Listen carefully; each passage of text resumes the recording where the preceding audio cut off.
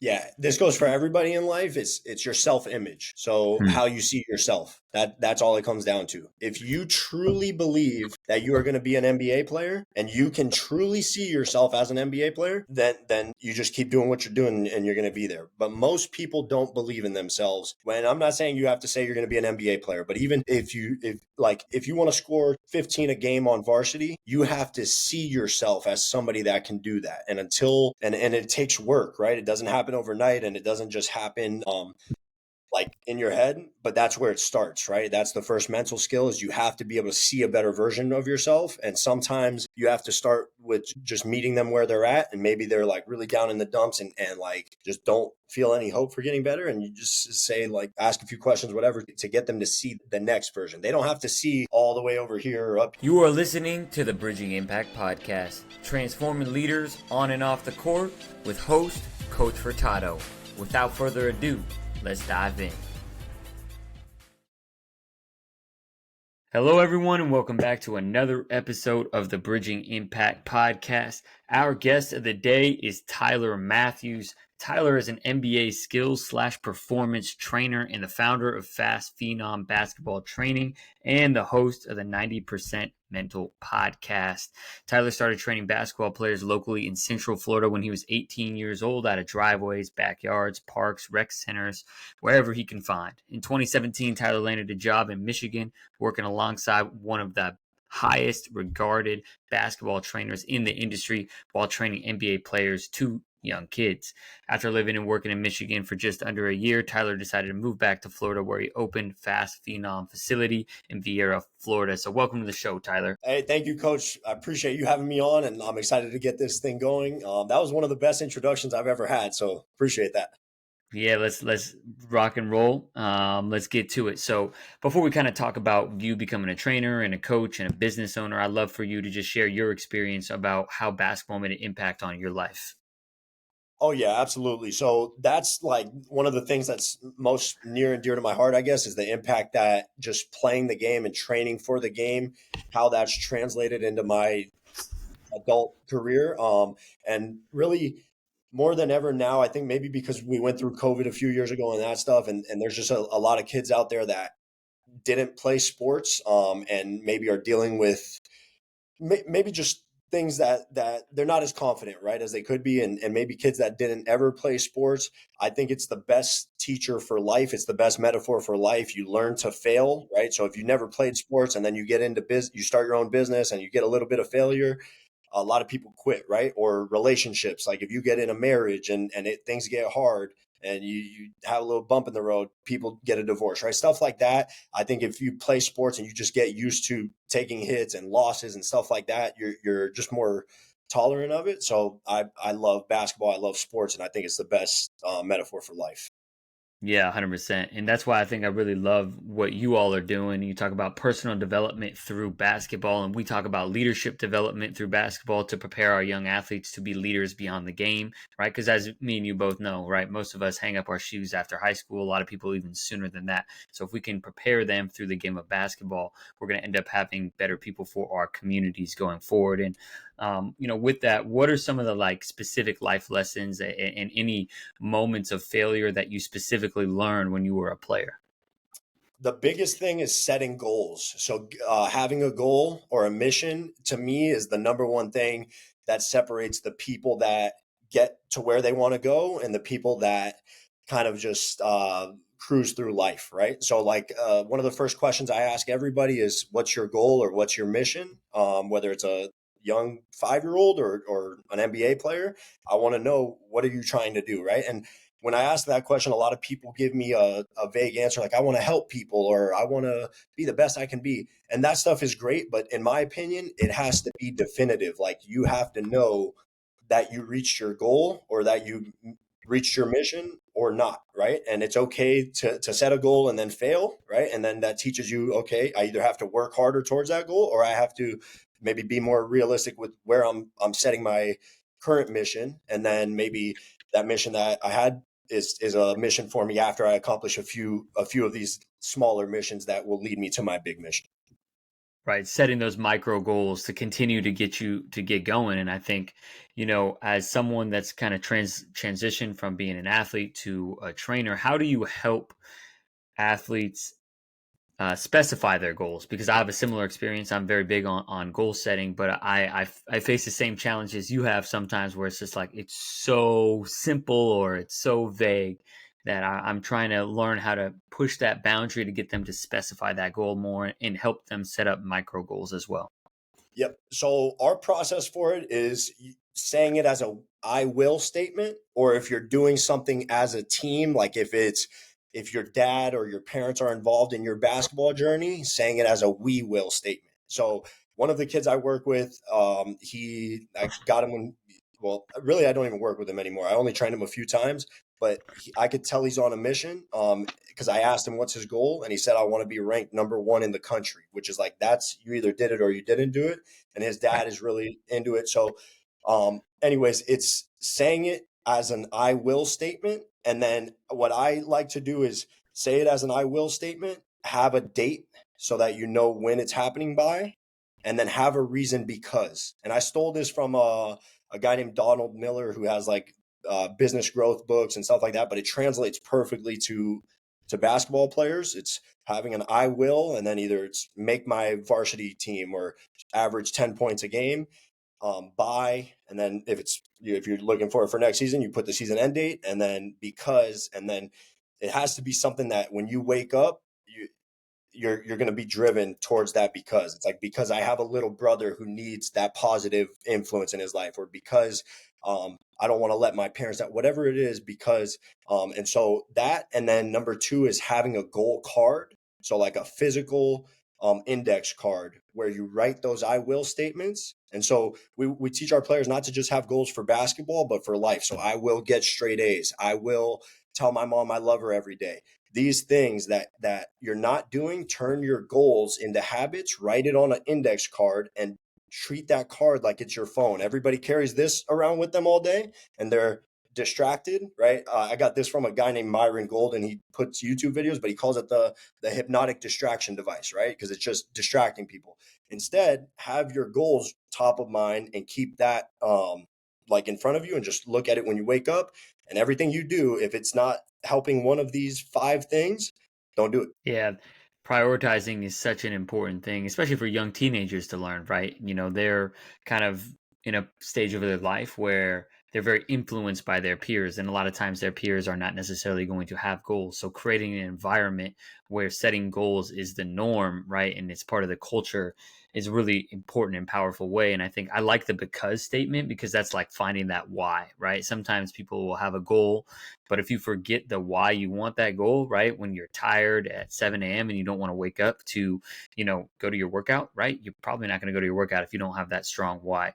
So when you're working with them on this, do you give athletes like homework on how they're going to continue to develop that on their own? Is it only at sessions? How do you structure that? Yeah, the structure is just, we onboard them when they come into the program. We let them know the expectations, and then we give them all the resources that they're going to need. And then it's our job to hold them accountable, and it's their job to use us as a resource. And so I'm big on quotes. I think I've already thrown out like two or three within this podcast interview, but Tony Robbins has one where he says, everybody has the resources, but not everybody has the resourcefulness to use the resources that they have. And so it's easy to say, I don't have this, or I couldn't do this because of this. But those are all just excuses. At the end of the day, you either did it or you didn't do it. And so we look to get kids to just try to eliminate those excuses and limiting beliefs around why they can't do what they're looking to do. And then of course they're going to come through, they're going to have hurdles and obstacles and bumps in the road. And so that's what we're there for, is just to guide them along the way, and let them know, hey, this is normal, right? You're going through a little rough patch. This is normal. Just keep pushing, just keep showing up daily. And every day is not made to be a good day. I don't look to be happy every day, because if I'm happy every day, then I'm never happy. It just becomes my stagnant. So you're going to have 33% of your days where you're happy, 33% where you're average, and then 33% when you're sad. And as you get better at life, that continuum will move, and your happy days will get a little happier, and your sad days won't be as sad as they used to be, but you're still going to have a fluctuation in your emotions, and it's being able to control that. Yeah, that's a good point, and I'd love to kind of go there in terms of emotional control because that's such a big thing, on the basketball court is right being able to handle emotions when you're in competition, right?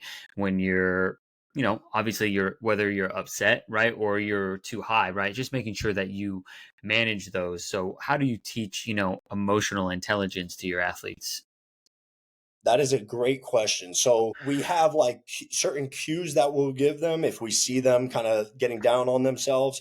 And then how we teach it, I think, is based upon the player and what we see, right? Because like for example, I just got a kid like a month ago and he's a young kid, he's 9 years old, but every single time he scores, he's doing this. He's flexing and he's like jumping up and down. And that's great, right? He sees NBA players maybe celebrating and stuff, but what he doesn't realize is how that can impact the whole game and how eventually he may not be able to do that every single time, and it's just not a good habit to have, right? So just asking questions that get them to realize and come up with their own answer of if that's who they want to be and if that's what they think is going to get them to go the farthest. So like, hey, Johnny, like if you were the one getting scored on every time, would you want to be flexed on, or would you want to have them be more of a good sport, stuff like that. And he's like, oh, I would want to be a good sport. And it's like, or hey, if you flex every time, like I don't know, just little questions that get them to come up with their own answer. Yeah, so just continuing to ask those questions and making sure that they are coming up with the answers. It's not all about spoon feeding them the answers. And so just actually at the end of the day, we are coaches, we are guides, we are teachers and mentors of life, right? So how can we help ask and guide them to their own answers? And how I think one of the challenging parts of being a coach is right, like being okay with them making mistakes and encouraging them to kind of figure it out and be problem solvers, because I know as coaches, like, it can be really easy for us to continue to give them answers. I feel like you should have done this every single place, to stop every single rep, right? So how do you make sure, even in your drill designs or how you structure your trainings, how do you make sure that you are encouraging them to become their own problem solvers? Yeah, that is probably one of the biggest mistakes I made early on in my training career, is that I was the drill sergeant, and I was like, hey, here's what we're going to do, here's how we're going to do it, ready, go. And then if they're not doing it that way, it's like, hey, you're doing it wrong, here's how you need to do it, right? And now I've kind of just found more of like a horizontal approach, I guess you could call it, where instead of it being like coach up here and then players down here, it's more like, hey, yes, you still have to be respectful and I'm still leading the session, but we're side by side and we're going to work together towards this. So if there's days where you come in and you're not feeling good, let me know, right? And if there's days where you're feeling really good and you want to push, let me know. And if just those sorts of things, where just building that relationship where they trust me as their guide, and they trust that I know what's best for them and that I wouldn't steer them in the wrong direction. So how about you? Do you have anything that like stands out as far as what you guys do in getting players to be able to coach themselves? Yeah, I think a big thing is asking questions. I'm big on in terms of like small sided games and encouraging them to kind of go into it and be problem solvers.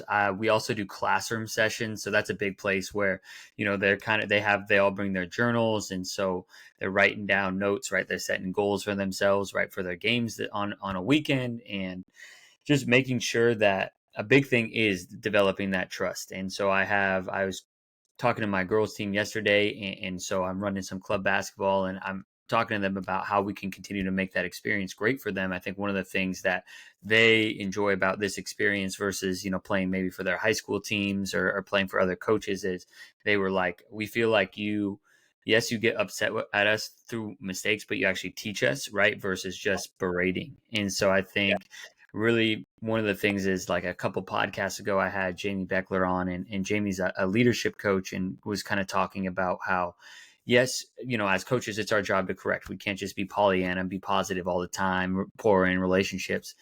And at the same time, we have to make sure that we celebrate when they do something well. So when they do solve a problem, that's building trust that, hey, we Yes. see you, and having those positive interactions, right? Because I think sometimes as coaches and trainers, like, yeah, you did what you're expected to do, good job, right? And we don't actually praise that player, and they're only getting correcting, which then ends up taking out that trust from the piggy bank.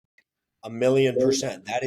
That was gold right there. I listen to a lot of like business marketing stuff, but they in business leadership and in sports, it's all leadership, right? And one of the things that they talk about is like positive reinforcing behaviors versus negative, and negative works good in the short term, so like, hey, you did that wrong, can get people to correct something in the short term, but positive is the best for long term, and like celebrating wins and stuff like that. And I think it's honestly, I probably do it myself, and I think it's maybe one of the biggest things in the coaching industry is like it's easy to only point out the things that are going wrong, and that when things go right just expect it. But by celebrating those wins and getting excited, I think that's huge. So personally, as a business owner, how do you make sure that you include celebrations in your own business? Because I know sometimes, especially for me, it's like I always look to the next thing, right? Or I always kind of, I don't want to say criticize, but I look to my areas of weakness, like, oh, I need to get better at enrollment here. I need to get better at sales, marketing, XYZ. Yep. So that's a great question. I still struggle with it too. I think it's just the nature of being an entrepreneur and like always wanting more, but I have gotten better with it recently, I think, by being able to look back on my previous goals and missions. And so like Hmm. I keep a goal card, and I looked at mine from 2021, and my goal was just to make $100,000 with our business. And at the time that was like, I was looking at the number, and I remember how I felt like writing it down. I almost felt like a fraud writing down that we were going to do $100,000 in revenue through basketball training.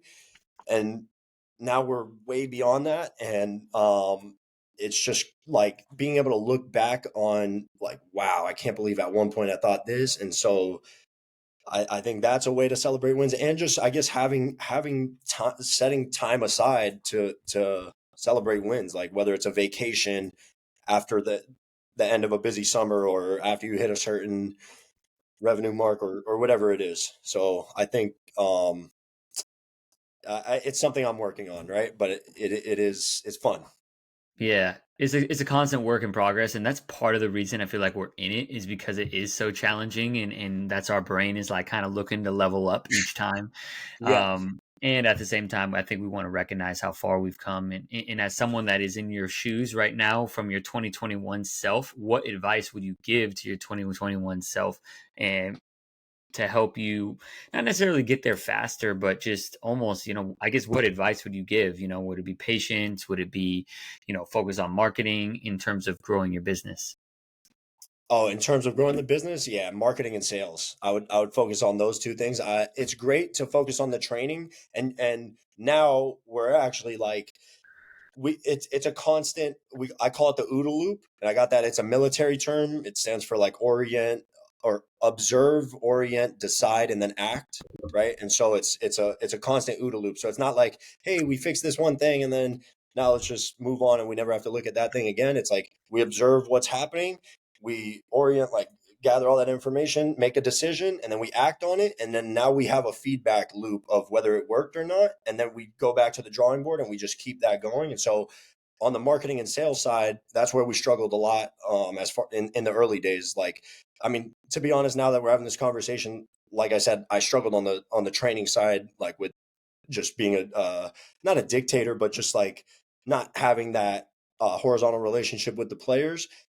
So we've changed a lot, right, since those early days. But the the marketing and the sales is definitely like you could be the best trainer in the world, but if you're charging $50 a session, and it's going to take you forever to get to whatever your revenue goals are. So, and if nobody knows who you are, nobody's going to be able to even pay you money. So you have to at some point, and I suggest for most trainers doing this like with after 3 months of training or less, like within your first 1 to 3 months of training, you should really put a big focus on getting sales processes in place and having marketing processes where you know that, okay, if I do X, Y, and Z activities, it's going to result in 100 leads a month. Or if I spend $1,000 on Facebook, it's going to result in 100 leads a month. And then taking those leads and having a clear process of how to convert them into a customer, and then doing a good job on the back end. And this is kind of where we're at right now, is And like I said, we're always bouncing back and forth between let's make the sales better, let's make the marketing better, let's make the product better. But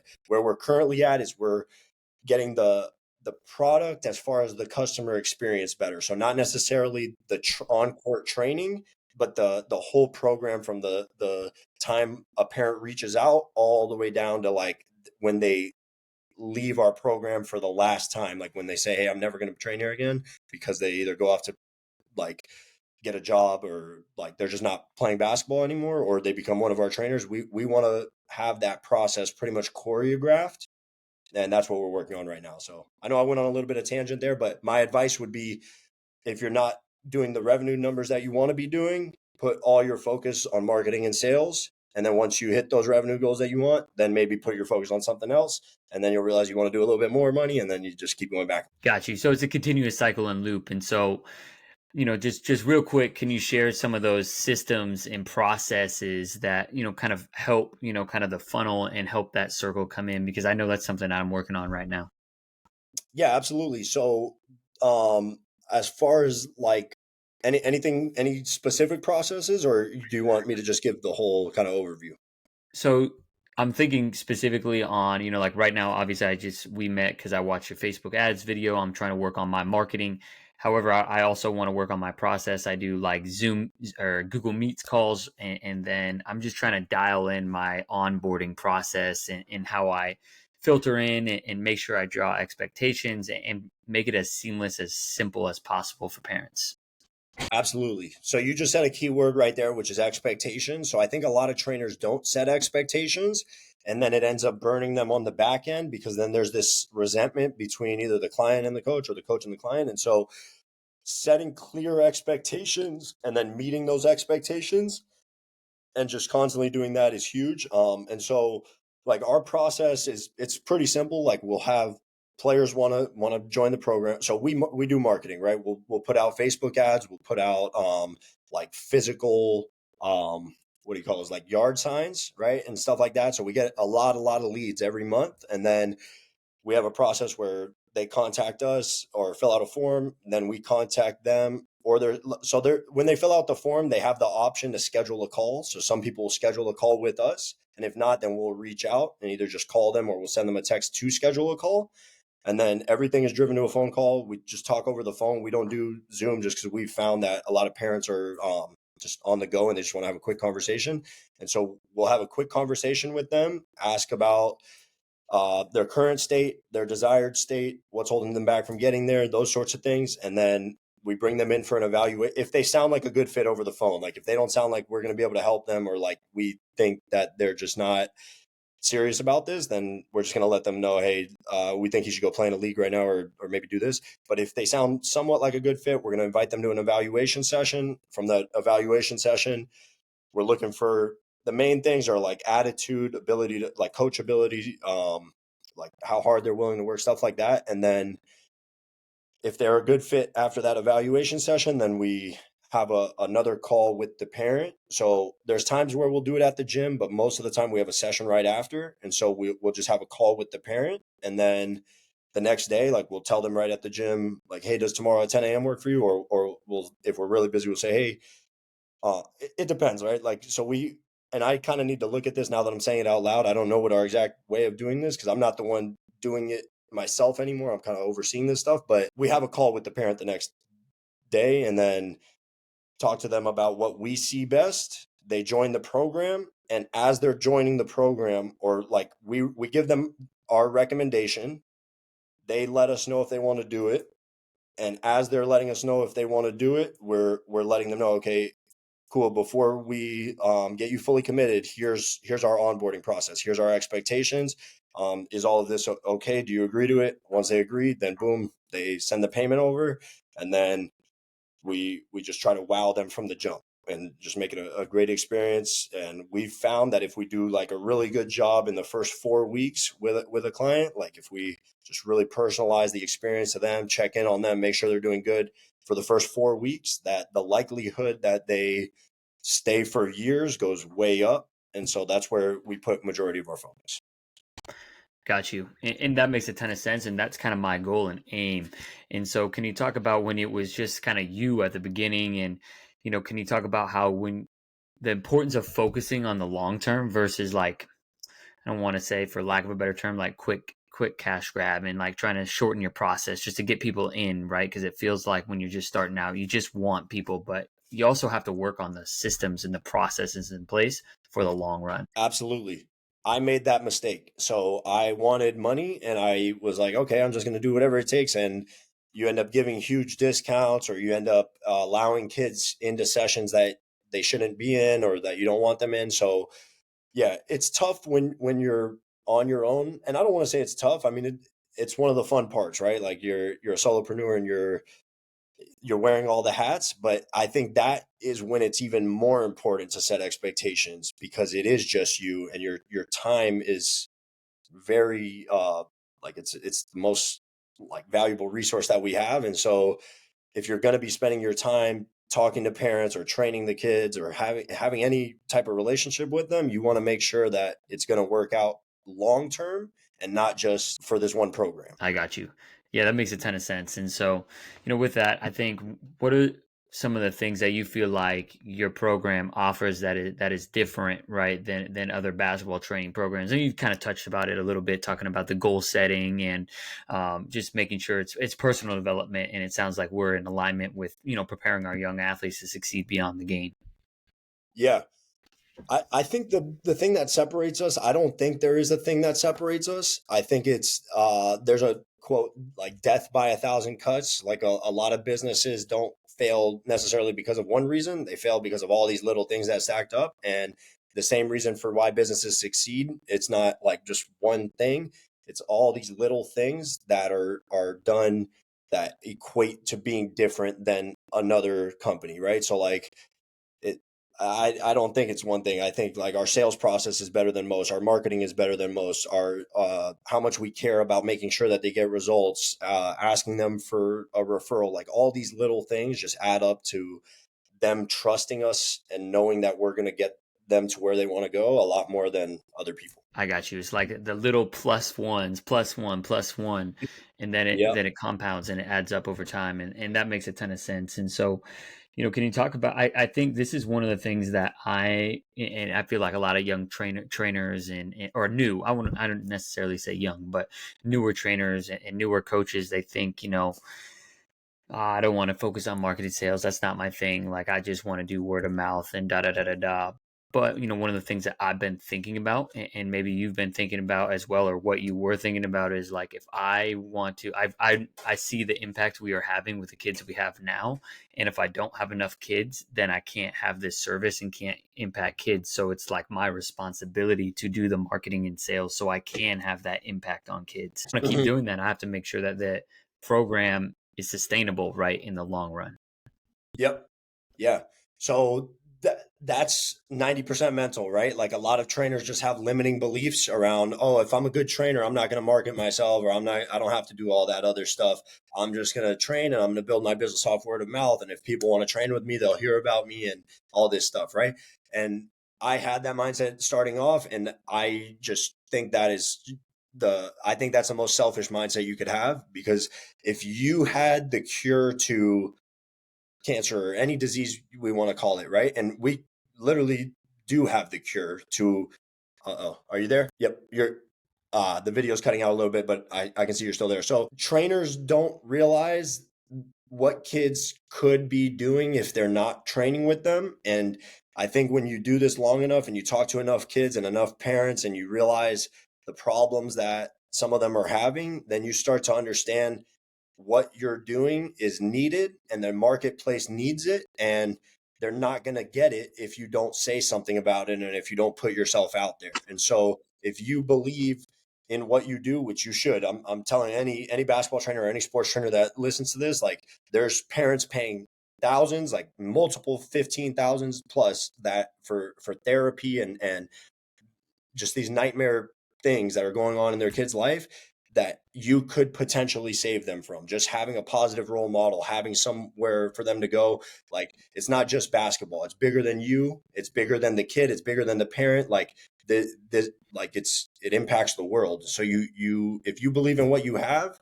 put yourself out there. And if you don't, go work for a business that's willing to put themselves out there. Come work for us at FastFenom.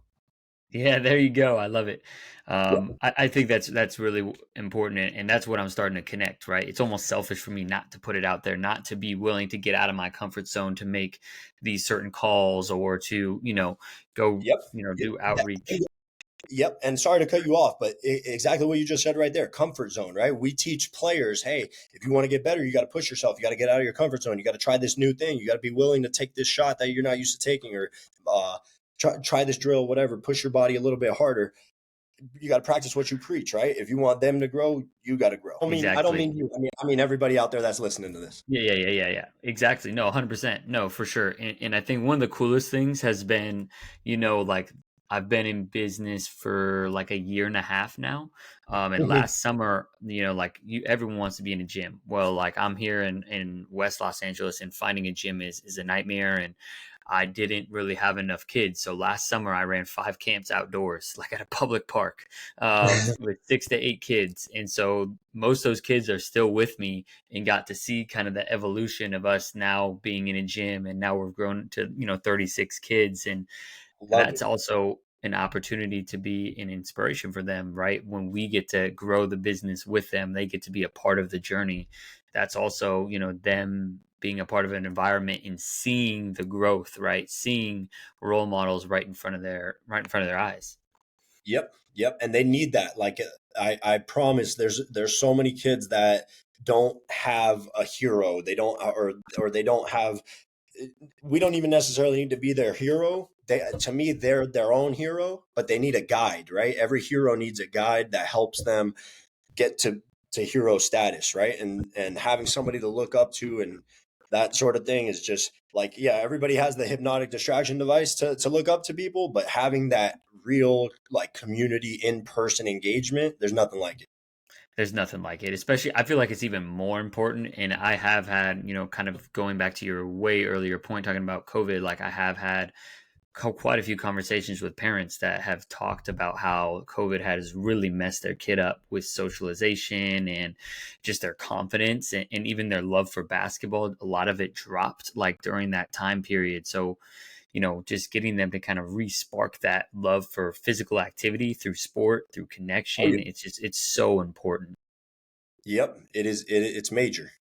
Like I believe what we do is one of the most valuable things out there. And of course, I'm in it, so I'm going to say that. But I think a lot of trainers out there undervalue what they do, and they overvalue maybe other things. And I believe you need to value what you're doing.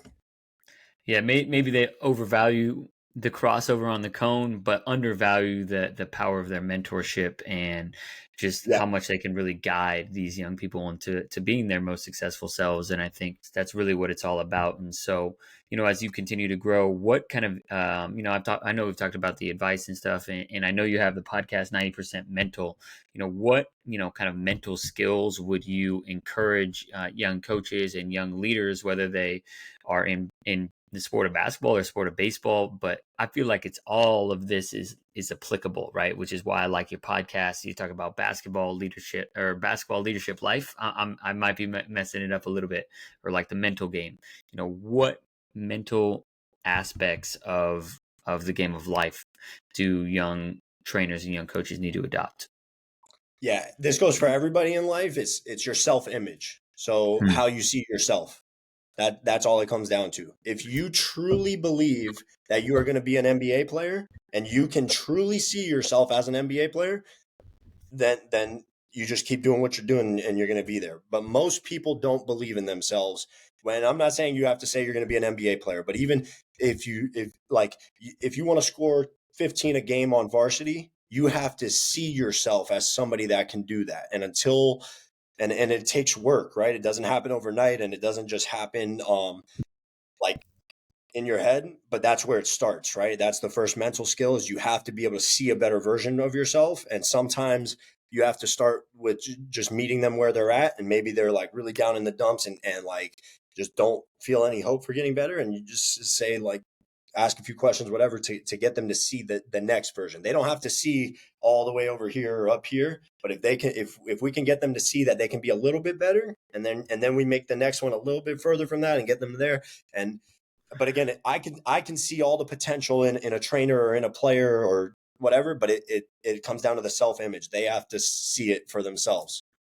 Yeah, you have to inspire it in them, and then they have to take responsibility for themselves to create that. And so, do you go through, certain, I guess, what tactical strategies would that be for someone, that comes in, like tangible ways to really help develop that self-image and confidence?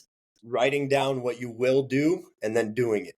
So if you say you will make the varsity team next year, you write it down now and you truly see yourself making the varsity team next year or whatever, right? I keep using that as an example, but Yeah. it could be making $1 million in your business or whatever the version of yourself that you want to see yourself as, writing it as an I will statement and then coming up with an action plan that is like almost like just it would be crazy for you to not get to that point and then just obviously executing that action plan and Yeah, the action getting there. plan is huge. What are those little micro goals? What's the process that's going to get there, right? That's the outcome, but you have to put in the work and the time to get where you want to go. So that makes a ton Yeah. of sense. Yeah. And I think that's really inspiring. So, with that being said, where can people, find and connect with you and listen to your podcast, or if they're in Florida, they want to get some training, where can they reach out to you? Yeah, absolutely. So if anybody wants to reach out to us, they can go to fastphenom.com. And if they want to reach out, like if they want to train with us in Florida, fastphenom.com, and then just fill out the form, we'll reach out to you.